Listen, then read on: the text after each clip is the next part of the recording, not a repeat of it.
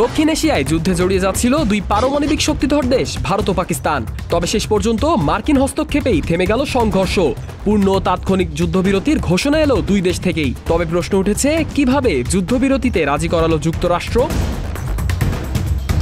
যুক্তরাষ্ট্রের president Donald Trump শনিবার সামাজিক মাধ্যম ট্রুথে দেওয়া এক পোস্টে জানিয়েছেন, যুক্তরাষ্ট্রের মধ্যস্থতায় দীর্ঘ রাত জুড়ে আলোচনার পর ভারত ও পাকিস্তান একটি পূর্ণ ও তাৎক্ষণিক যুদ্ধবিরতিতে সম্মত হয়েছে। তিনি দুই দেশকে সাধুবাদ জানিয়ে লেখেন, সাধারণ বুদ্ধি ও কৌশল প্রয়োগে এই সমাধান সম্ভব হয়েছে। তবে শুধু ট্রাম্প নন, এই প্রক্রিয়ায় সরাসরি যুক্ত ছিলেন মার্কিন পররাষ্ট্রমন্ত্রী মার্কো রুবিও এবং ভাইস প্রেসিডেন্ট জেডি ভান্সও। গত ৪৮ ঘন্টায় তারা একাধিকবার কথা বলেন ভারতীয় প্রধানমন্ত্রী নরেন্দ্র মোদী, পাকিস্তানের প্রধানমন্ত্রী শাহবাজ শরীফ, দুই দেশের পররাষ্ট্রমন্ত্রী ও সেনা প্রধানদের সঙ্গে। এই আলোচনার ফলেই আসে যুদ্ধবিরতির ঘোষণা। রুবিও এক পোস্টে লেখেন, প্রধানমন্ত্রী মোদী ও প্রধানমন্ত্রী শরীফের প্রজ্ঞা, দূরদর্শিতা ও রাষ্ট্রনায়ক সুলভ সিদ্ধান্ত শান্তির পথে যেতে সাহায্য করেছে।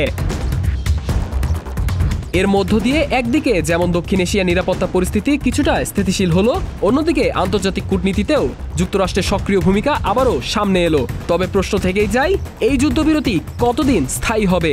উত্তরটা হয়তো সময় বলবে।